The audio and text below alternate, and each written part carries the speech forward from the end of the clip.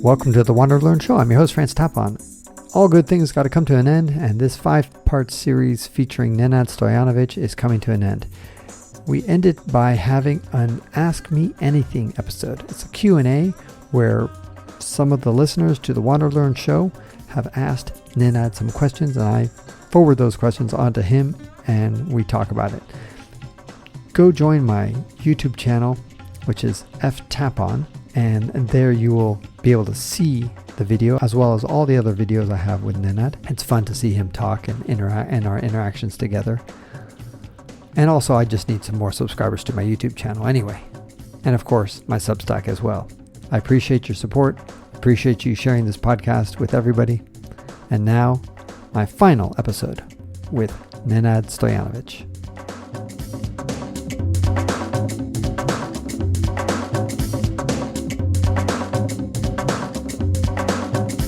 Welcome to the WanderLearn Show. I'm here with Nenad Stojanovic. He's from Serbia. This is a bonus episode. I hope you listened to the previous episode, and you'll see that in the upper right-hand corner. Go down the show notes. You can catch that episode. Nenad, welcome back. Thank you. So nice to be back. I want to have a special episode with you just to answer all the questions we got on Facebook.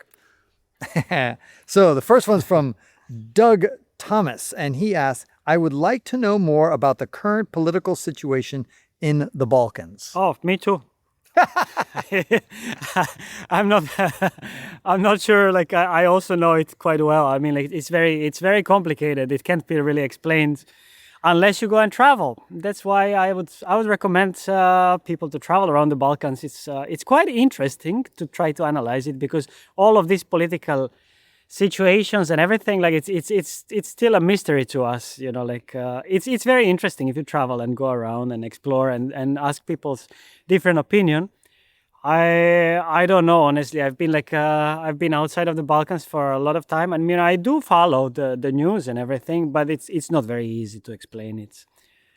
We've been having like a lot of difficulties in our political stage and stuff, and people are obviously not happy with current government. A lot of people are not happy and stuff. So like it seems that it's going to be some change, but until then, yeah, you can, I don't know, check out different news or something. Doug also asks you, do you have any recommendations of books to read about the Balkan conflict? That I'm not sure, honestly. But there's a great book by this, I don't know. By this guy, I think his name is Tapon, right? Something like that, yeah. Something Tapon, like I think. Tempo, yeah, probably. Yeah, Francis Tapon. Yeah. Tapon, I believe. Yeah, he wrote a book about Balkans and the conflict, and not conflict. I mean, like the kind of the things. What do you remember about the book, about the conflict that I wrote? That you need actually a PhD like to understand like what's going on. I think I said you need a PhD to understand in politics, right? To understand 10% of what's going on. Oh yes, that's pretty much correct. I would definitely agree with that. Like because like there's so many, yeah. Voyin Sarcevic or Sarcevic, probably. Sarcevic, Voyin Sarcevic. He says, "How is life in Serbia, Nenad?" It's like the worst Serbian to ask. Probably.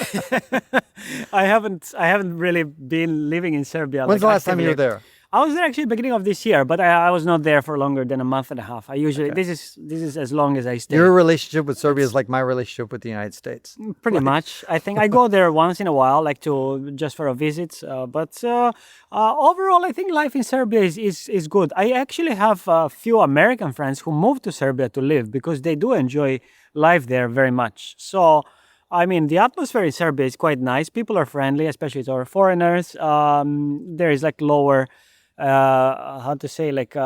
lower spendings and taxes and everything, and apparently like even Steven Seagal got the Serbian passport.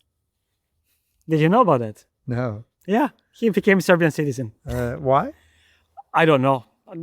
Our government decides. Okay. So like he was like Steven Seagal. Yeah. Latest Serbian. So Doug Shelby says, regarding souvenirs from each country, some people buy rugs, furniture, and other large items on their travels. Some go home with extra suitcases filled with souvenirs. What type of souvenir does Nenad like to bring home with him that keeps his travels light? Mainly travel stories, memories, photographs. So the only souvenirs I collect on my like limited kilograms that I have, like it's photographs. So I make like photos wherever I go. I select them and then I like to share them. Like, so this is pretty much the only thing.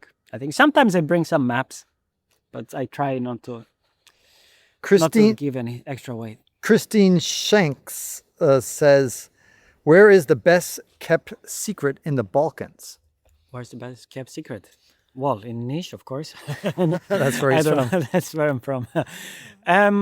We don't really know, like, how to say. Well, you like Bosnia a lot. Yes, I do. Unfortunately, so there's a lot of secrets in those hills. Unfortunately, a lot of like Balkan countries, they don't know how to do tourism well and how to promote countries. Well, now's your opportunity.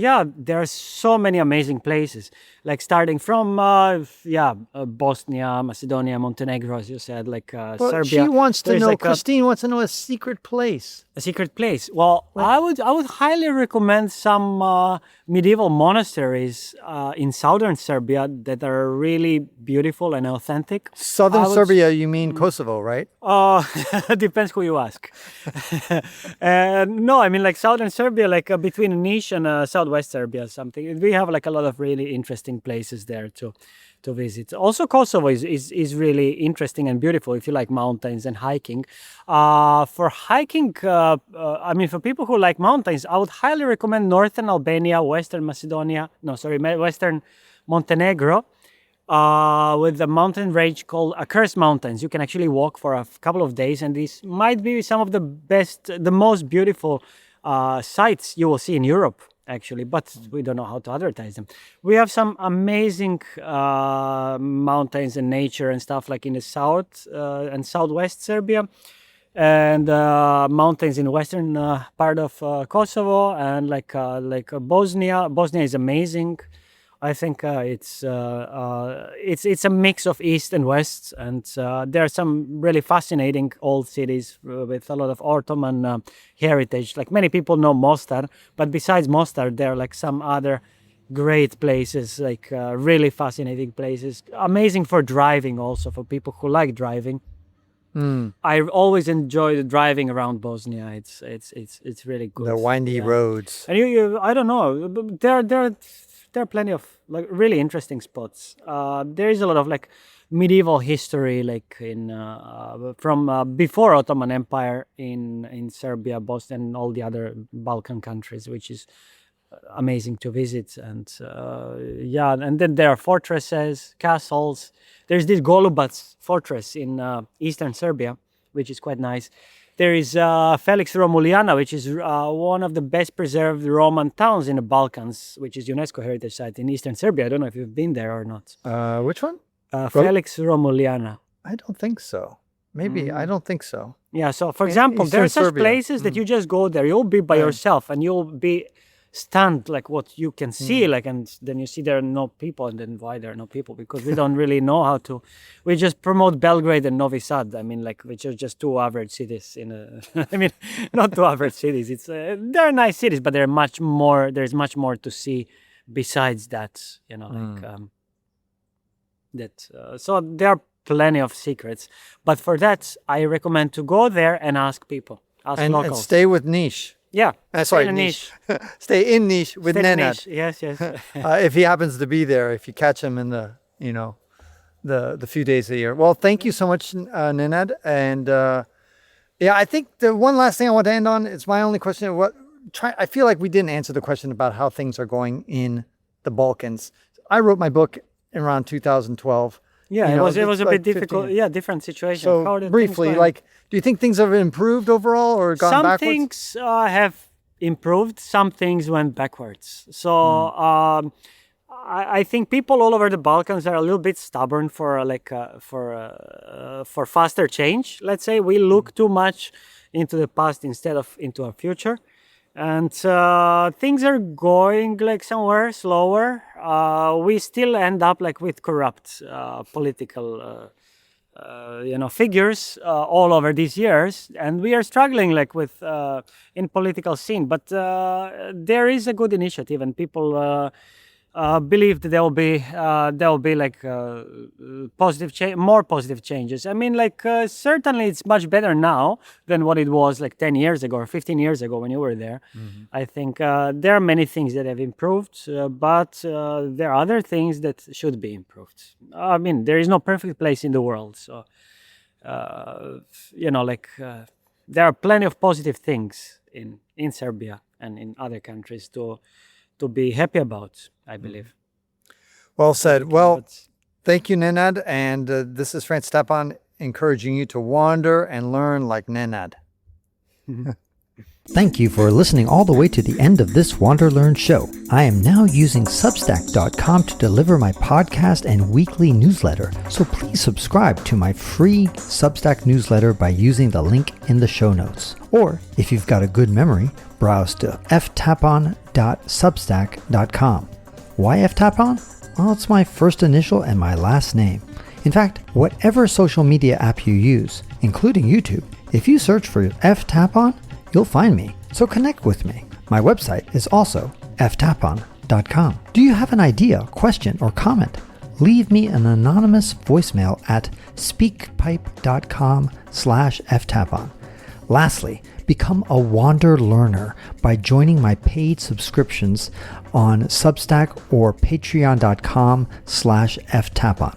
Wherever you join, I will reward you regularly. Tell your friends to subscribe to the WanderLearn show.